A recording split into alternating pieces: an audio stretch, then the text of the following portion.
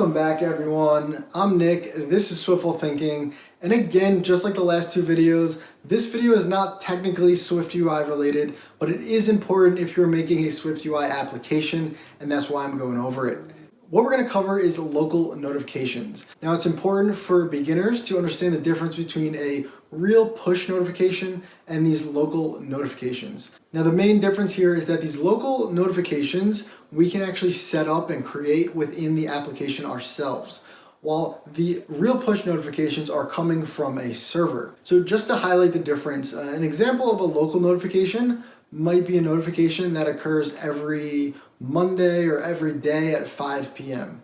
Because when a user opens the application, we have all of that data to know exactly when to send all of those notifications. But if you want notifications to happen based on other user interactions, so if someone liked your picture or someone commented on your picture, we don't know when a user opens the app when that is going to actually happen. So for those advanced push notifications, we actually need a server, and there's a lot more logic involved, and we're not talking about that right now. We're just going to focus on the local notifications that we can set up ourselves. And these local notifications are actually fairly easy to set up, and there's three main triggers that we can have on these notifications. The first one is time-based, so we could say, notify me 1 hour from now, notify me 2 hours from now. The second one is calendar-based, and using this, we can schedule notifications based on time or date. So for example, we could schedule notifications to happen every day at 5 p.m. Or we could schedule it maybe every Monday or Wednesday. We could also schedule it for maybe every first of the month or every fifth of the month, something like that using the calendar. And the third and least common way is actually by location. And here we can schedule notifications to happen when a user enters or leaves a physical location, when the device actually leaves a location in real life. This would be used more for apps that are based on a physical location, like a coffee shop app, or maybe if there was a destination on your app that you were tracking. It's a little less common, but we'll still go over it. Overall, these local notifications definitely add a really great user experience to your app without all the complexities of the actual push notifications. So if you're a beginner developer, I definitely recommend incorporating these into your app, starting here, and once you're more comfortable with app development, then try to tackle the actual push notifications that are coming from a server. All right, that's enough of me talking. Let's open up Xcode and get coding. All right, welcome back everyone. I'm back in Xcode, of course, and we're going to create a new file for this video. Let's right click on the navigator, create a new file. This one will be a SwiftUI view, and we're going to call this Local Notification Bootcamp. Go ahead and click Create. And as I mentioned, this is not technically a SwiftUI video, but adding local notifications is something you're going to do in SwiftUI apps, so I wanted to quickly cover it. Let's start by setting up our view, and it's going to be really simple. We're just going to add a VStack, open the brackets. Actually, let's give that VStack maybe some spacing of 40, and let's just start with a single button in here. Open the parentheses, we're going to use the string protocol, and let's just make the title request permission. Let's click enter on the action, and we'll leave it blank for a second because we don't actually have anything to request yet. And like I've done in the last two videos where we covered sounds and haptics, I'm going to create a singleton to create a class that will manage all of our notification requests. So to do that, let's create a class. Let's call this Notification Manager, and let's open the brackets. Let's then add our instance by adding static let instance equals Notification Manager, open and close parentheses. This again is a singleton. And if you're unfamiliar with these singletons, I covered them in detail in the Sounds Bootcamp, which I did 2 videos before this. Basically, this is a single instance that we're going to use throughout our entire application so that we don't have to keep creating notification managers. We're just going to use this one here. And now the first thing we need to do before we can actually send notifications is request permission from the user that we are allowed to send notifications. So if you've ever downloaded a new app and you get that notification that says this app would like to send you notifications, that's what we're going to do right now. So let's create a func Let's call it request authorization. Open and close parentheses, open the brackets. And to access the notification framework, we actually need to import the framework. So we're going to type import user notifications at the top. And then very simply, now that we have access to this notifications framework, we can call UN user notification center dot current, and then we can call dot request authorization. And in here, we need to pass in UN authorization options. So before this, let's create those. So let's say let options of type UN authorization options. And we'll say equals. And if I press the period here, I can see all of the options that I have. Now, only some of these are relevant depending on your app and the environment, but we're going to use the 3 that are most common and usually requested in iPhones and iPads. And because we're going to use 3 of them, we're going to create an array here. So let's open and close the brackets. And inside that array, let's press the period. And we're going to request for the alert, the .sound, so that we can get into sound with our alert, and a badge. So the alert is the actual pop-up, the sound it comes with the pop-up, and the badge is, I believe, the number that we can update on the icon on the home screen. So now that we have the options that we want to request, let's take this options and just pass it in here. And then in the completion handler, we can see that we are getting a bool and an error back. So let's click enter on that. And this returned bool, I'm going to call success. And this error, I'm just going to call error. And now we're not actually going to do anything whether or not this is successful or there's an error, but let's just print it out to the console so that we can see that it's working. So let's just say here, if let error equals error, open the brackets. So this error is optional, and we're just using an if let statement to make sure that there is an error. And if there's an error, let's just print out error and then a colon, and I'll just do the backslash, open and close parentheses, and then we'll print out the error that we just got. And we'll say else. So if there is no error, we'll print success.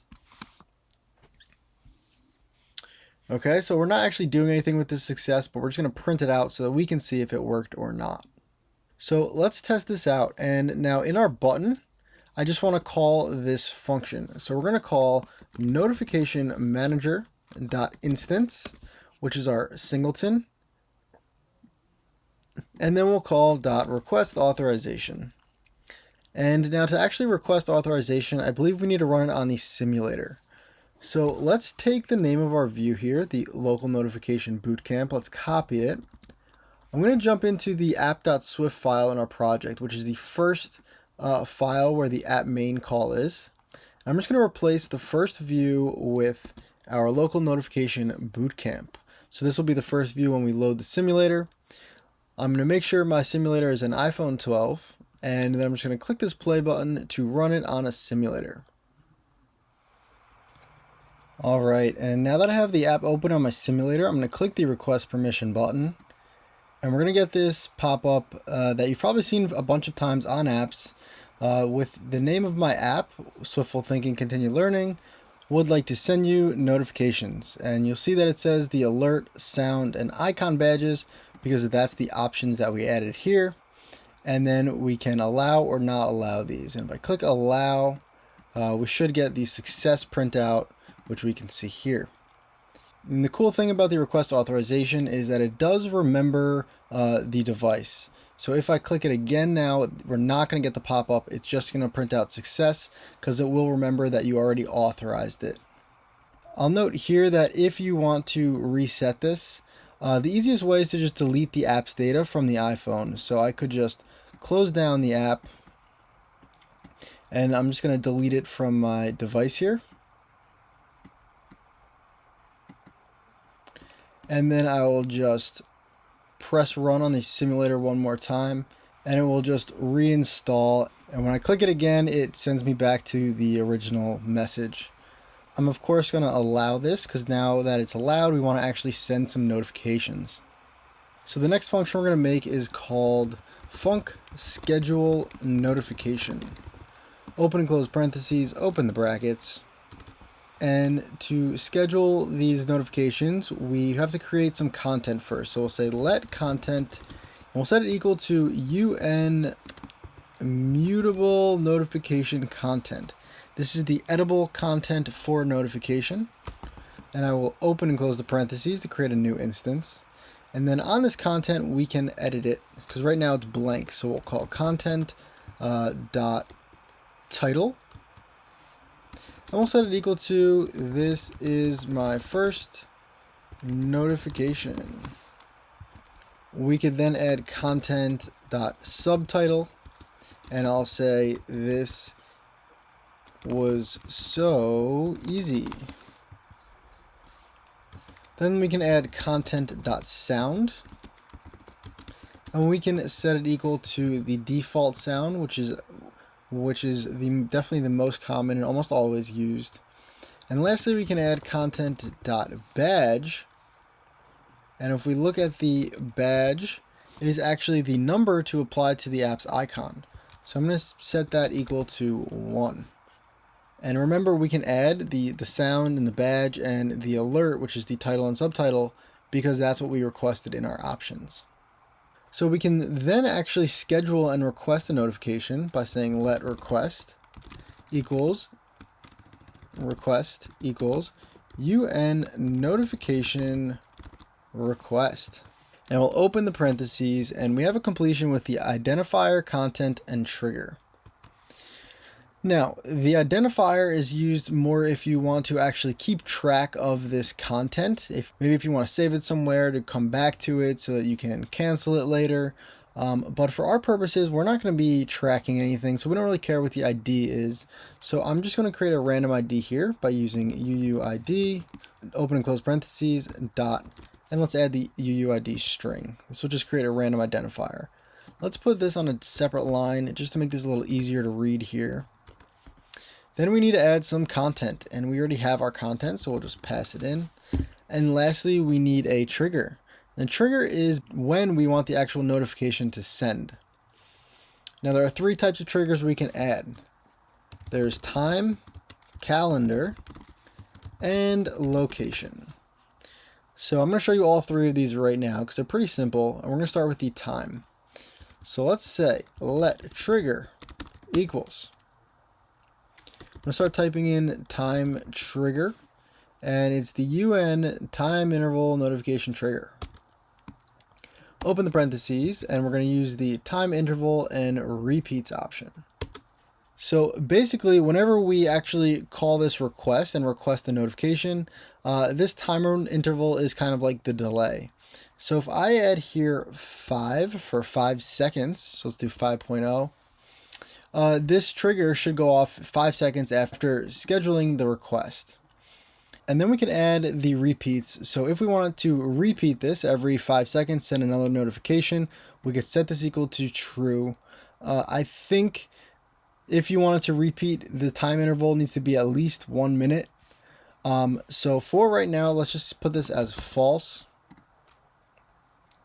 So it only happens 1 time with it, and that's 5 seconds from when we schedule it. Then let's just take that trigger and pass that in down here as the trigger for this request. And then finally, we just need to call UN user notification center dot current dot add.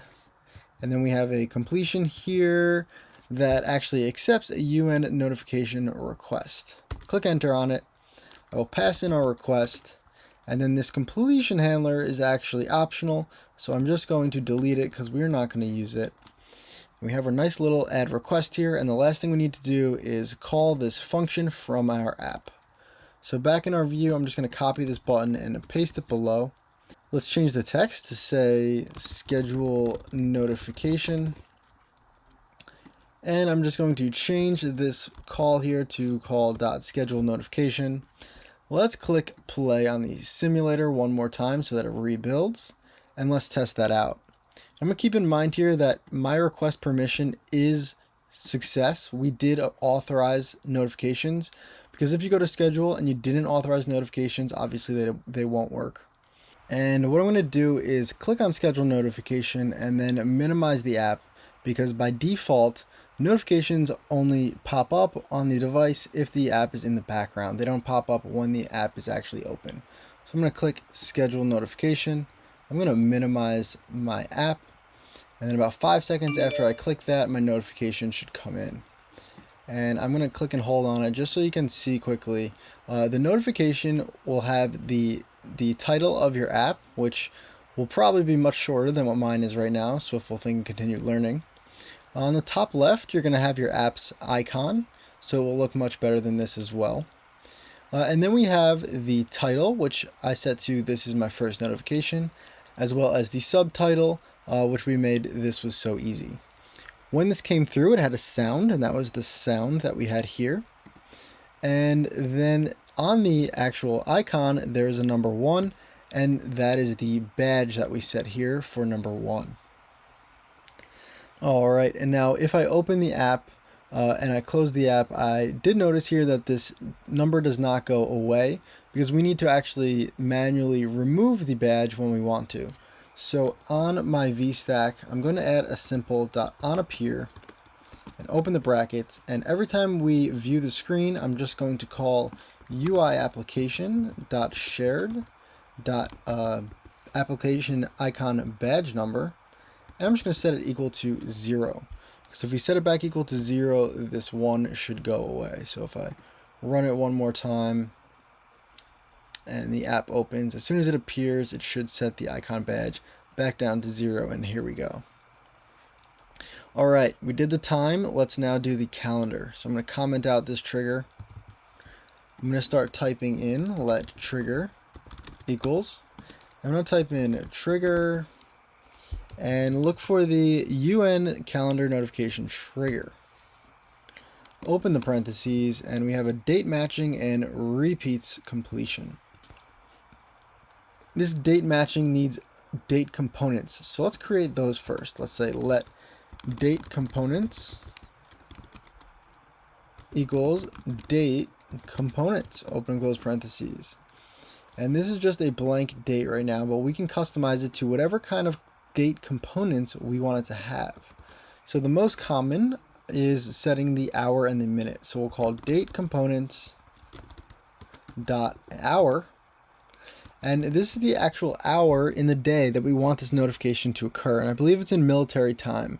So right now, as you can see, it is 8:24 p.m. So this is hour 20. I'm going to put this as 20, and then we'll add date components dot minute. I'm going to set this equal to 26 because it's 8:24 right now. We should actually make the date components a variable, so this will be a var, and these errors will go away. And by leaving this right now, every day at hour 20, minute 26, this notification will go off. So every day at 8:26 p.m., this notification would go off. I'm going to take the date components and just pass that in, and then repeats, I'll put it as true so that this repeats every day at 8:26. And I'm going to run my app. So now we're using the calendar component. And I'm going to click schedule notification, which should schedule it to happen at 8:26. I'm going to close my app. And I'm going to wait now for the clock to turn to 8:26, and it should pop up with our notification.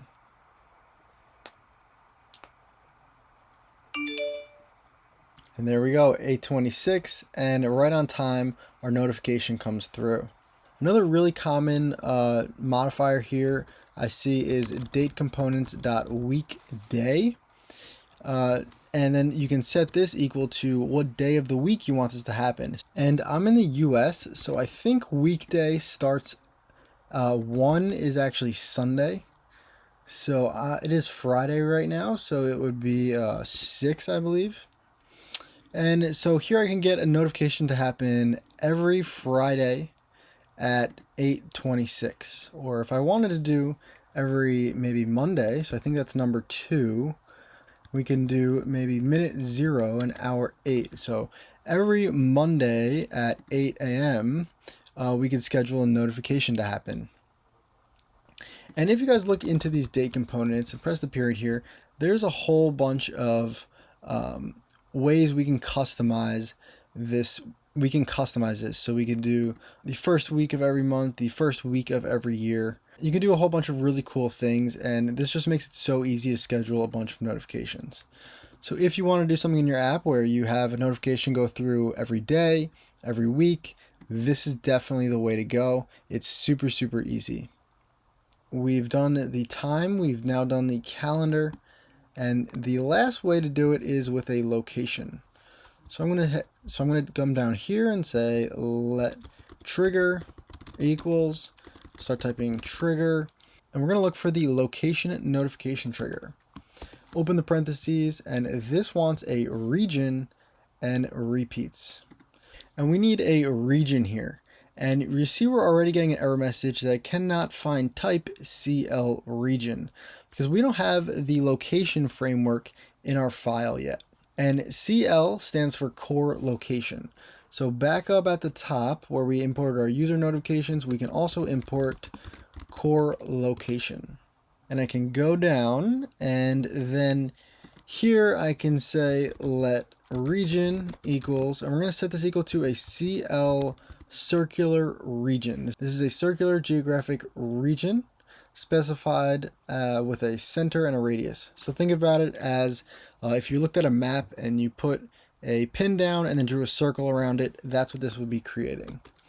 And we will open the parentheses, and we're going to use the center, radius, and identifier. Let's put these on separate lines so they're a little easier to read.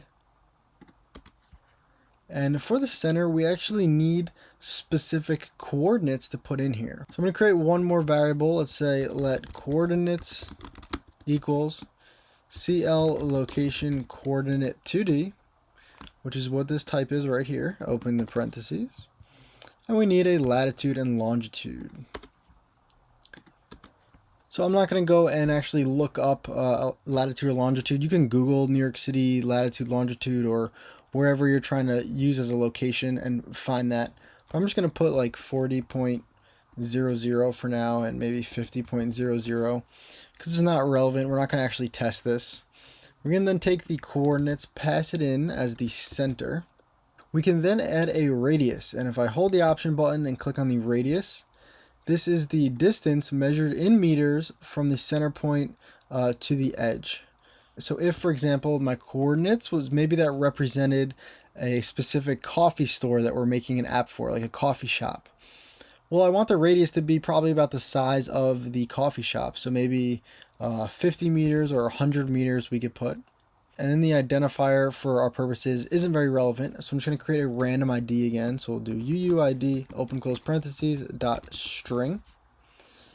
And we'll just take our region and pass it in here.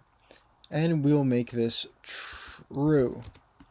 The last two things I want to set before this trigger is we can call the region dot notify on exit and entry.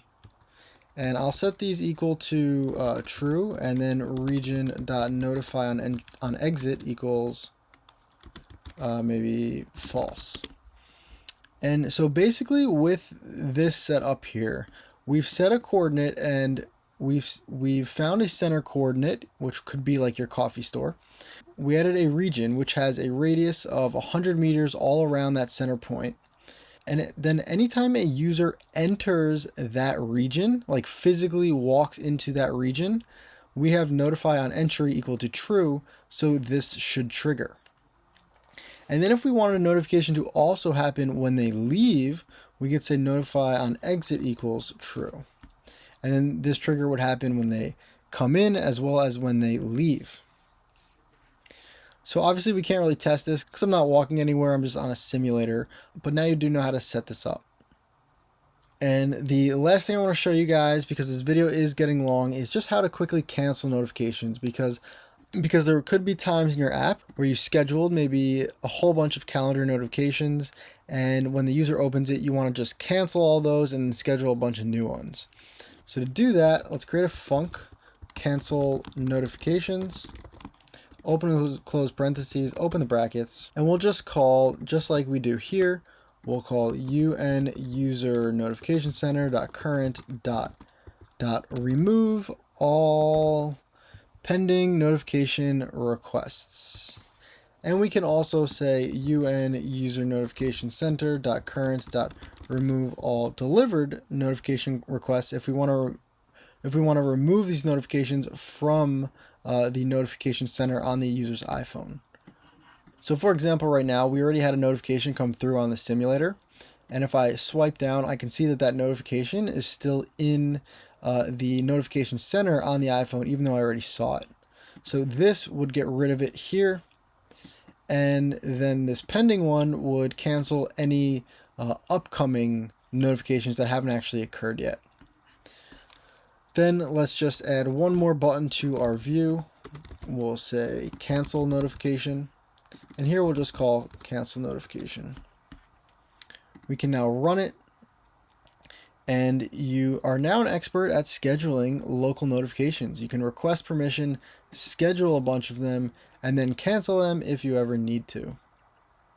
I know this was not really a SwiftUI video again, but if you're making an app, these local notifications, especially this calendar one, are super handy and so easy to implement. I highly recommend using them in your app because notifications is just a very nice user experience that really makes your app feel professional. Alright, thank you guys for watching. As always, I'm Nick, this is Swiftful Thinking, and I'll see you in the next video.